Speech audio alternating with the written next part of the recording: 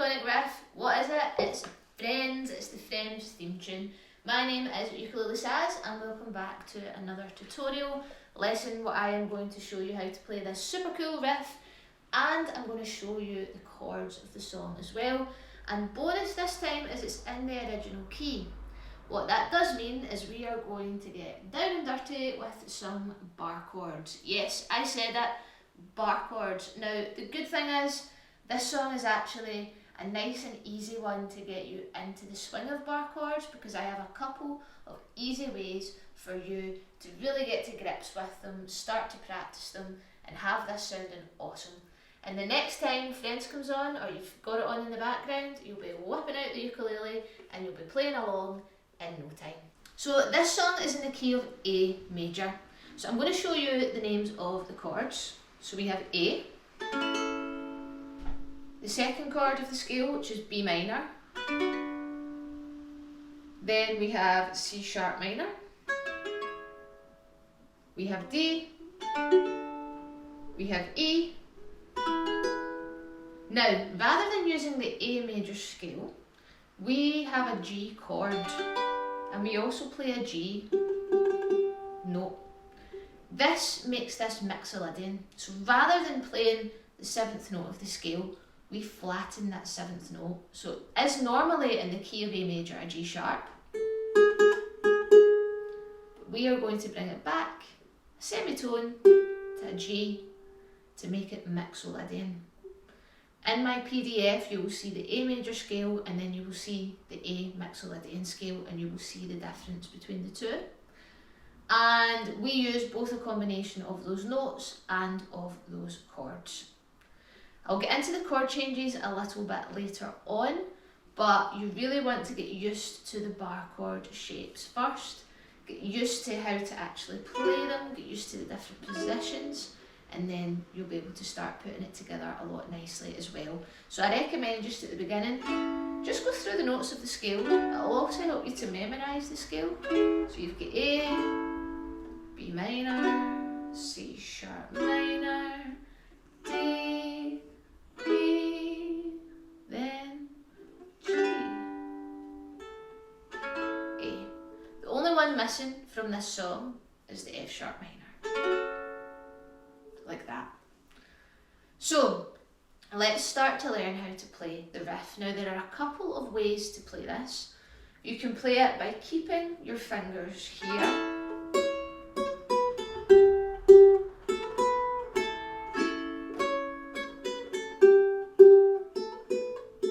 or you can strum, take the fingers off and play the riff. Now I will recommend playing this riff using a finger, a fret. And it is just really good practice for you, especially for this pinky. We're going to strum.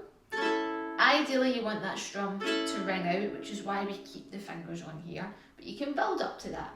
So for now, I'm not going to keep my fingers on here. So you're going to strum, and then we're going to play 4, 4, 2, 0.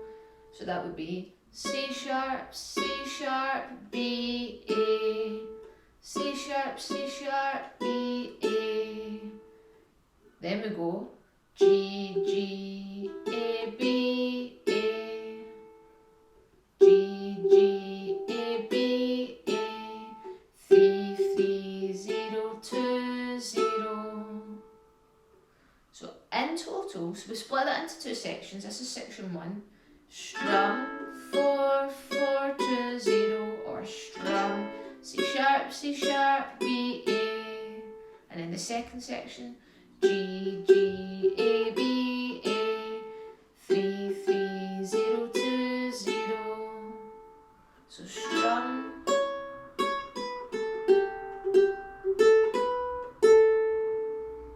Okay. Slowly, slowly, slowly. Take your time, build it up. Once you've got it here, the next step is just to work on keeping these fingers close to the fretboard.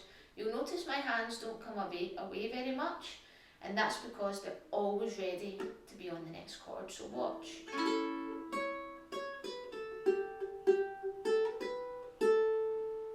that's our finger to fret position. These fingers stay closed. Now the next step is to keep that A chord in position, and you're only going to use these two fingers to play the notes. So strum. So pinky, pinky, ring, nothing, and then you can choose for the three.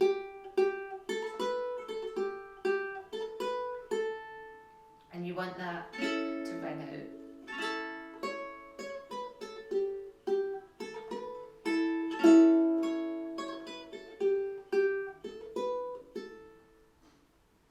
And that's the riff. You want to do that nice and slowly and build it up over time as well.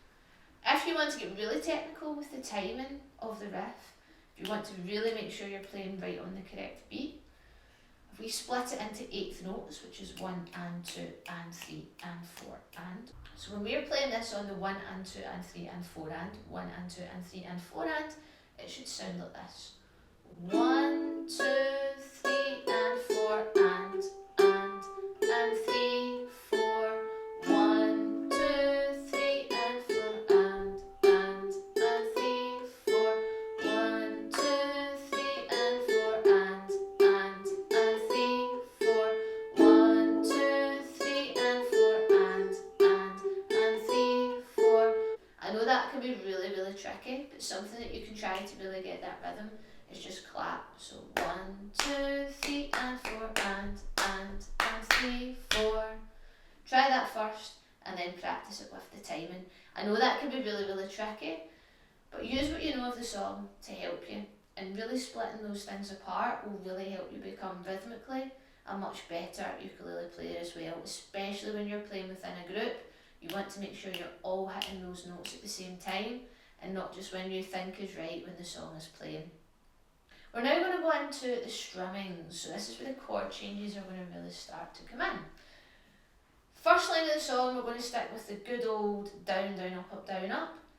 But when we get to the G chord, that fourth bar, we're going to go down, down, down, up, and that's the bit that goes, you know the bit I'm talking about. No one told you life was going to be this way. That bit. So, we're going to replicate that and it's going to sound like this. So A. No one told you life was gonna be this. Down, down. So down, down, down, up. And you want to make sure it's. And you want to mute that. So as soon as you've done that down, up, release the pressure here. So release that squeeze and touch the ukulele. So down, down. Practice that little bit on its own before putting it in with the A chords that come before it. So no one told you life was gonna be this way. Second line, we do the exact same thing again for the A's, and then we're going to go to a C sharp minor. Now this is really good practice for the bar chord shape. Now a little tip here, if you can't quite get that finger in place for the C sharp minor, when we bar the 4th fret and put our ring finger on the 6th, don't worry about that part. When you do the bar chord on its own, it's a minor 7th chord, so it's just a slightly jazzier, funkier sounding version of the C sharp minor chord, and it will sound absolutely fine, and it's a fantastic stepping stone before you start adding that finger in. So what you're going to do is you're going to practice A to the bar. So I'm going from here, A, and then as I come round, the main thing I'm focusing on is that clamp position. Now I don't clamp the top half, I actually use this part here for the bar chord. So A to C sharp minor, and you can actually see the whole top of my finger is above the neck of the ukulele. So A, C sharp minor, A. With the A and the C sharp minor, the most important thing first of all is just to work on the change. The A to the clamp. And then when that's sounding good, you can add it in. So you've got A, your job's a joke, you broke, your love life's the away. Just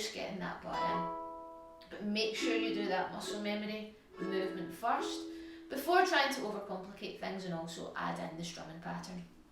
So that's the verse of the song. The pre-chorus is simple down, down, up strumming. We've got G, and then from there we've got B minor. Now we can do the exact same thing as what we've done with C sharp minor. C sharp, bring it down one fret, that brings us to C minor, bring it down one more, B minor. Take that finger off because we don't need that right now. And you've got B minor 7. So it's really, really cool just to practice that on its own, just so that you can get really used to that grip first. So we've got G, B minor 7. You're going straight from here. My thumb's already in the back, right behind that second fret, to here. Look at this arm. It's all in the arm, in the wrist, and not about creating tension in here. So try and keep this as relaxed as possible and know it's okay to move your arm. And then A. So you've got G, B minor, and then A for 2. Okay? The second part of the pre-chorus goes like this. G, D, E.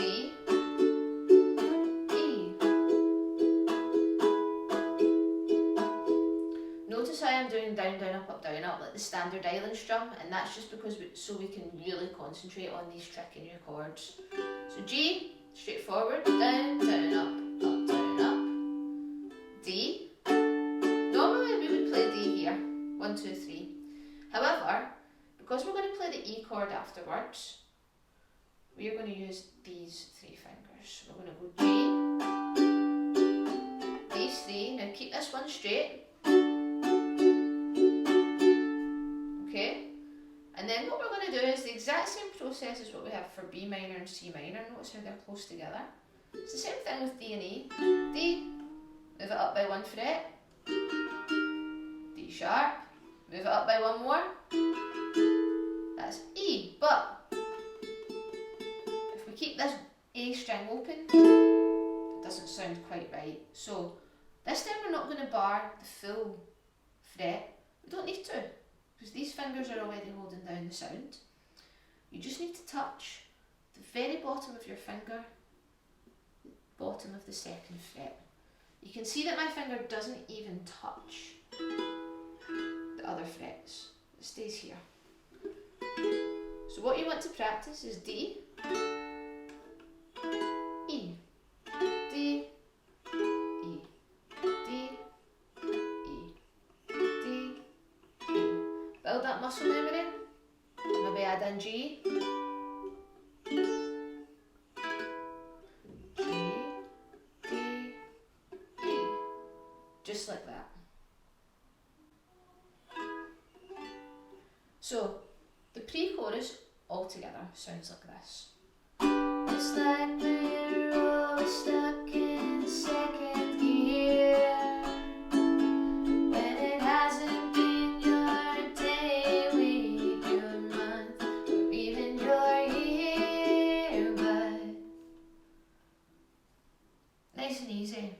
See, when you find out the little tips and tricks to help you get from one chord to another, it switches on something in the brain that allows you to start thinking of even more of these tricks. So the next time you come across chord changes, you'll start to think about, right, what can I do here to make this have as minimal movement as possible? What can I do so that I'll only need to change one thing to get from one chord to the next? Normally we would play D here and then we'd need to re-change everything to get to E, whereas here, all you have to do is slide. So it's finding these wee things that can make the whole chords changing process a lot less daunting and a little bit easier for you as well. So for the chorus, we are going to play A, D, and then 2 bars of E. So A, 2, 3, 4, D, 2, 3, 4, E, 2, 3. When the rain starts to A, I'll be D, there for E, you, like you've been there before. A, be there for you, 'cause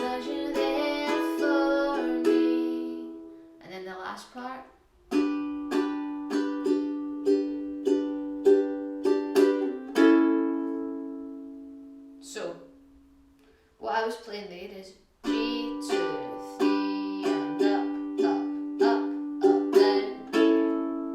You can do what you like with this part at the end, really. This is a da da da da da da da da.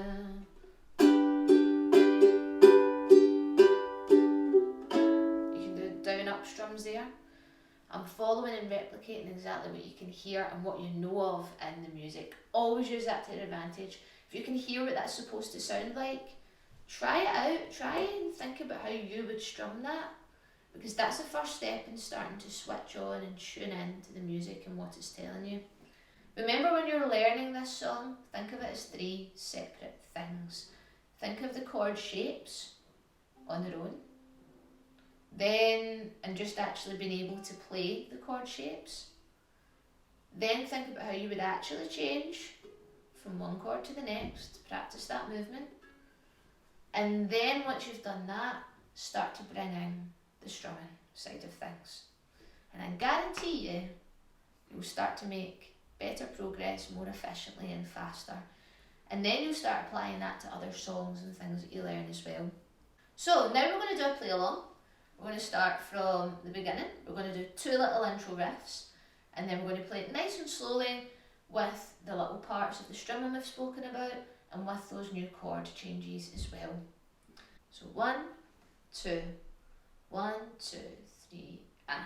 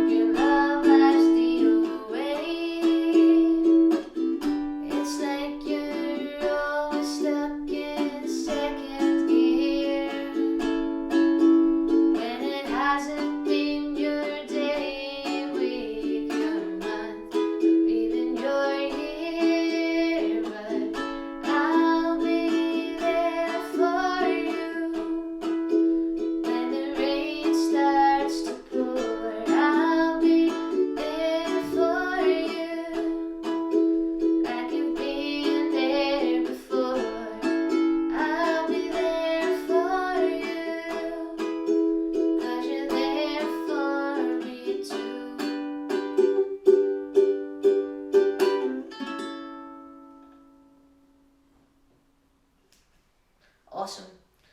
As always, slow and steady, break it down into parts, take your time with the bar chords. There's a couple of new ones there, but trust me when I say, once you get past that little bar chord barrier, your options and the flexibility that you've got to be able to play in lots of different ways and creates lots of different sounds, it just becomes massive, and I think you start to enjoy the process of learning the ukulele a lot more, because that always seems to be one of the biggest hurdles, is the bar chords.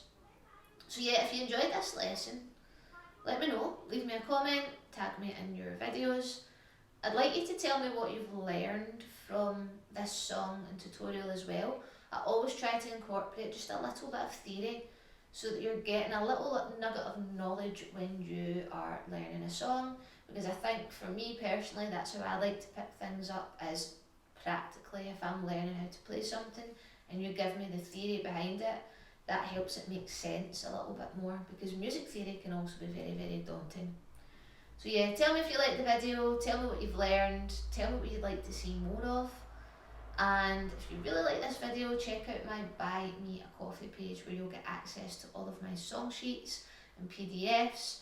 You can join the Tab Shack for £4 a month, which will get you my weekly videos, and it will also get you discounts on any ebooks that I post as well. And don't forget to tell your friends. If you've got ukulele friends, tell them about these videos if they think you've helped you. And yeah, just thank you so much for watching, and I will see you the next time.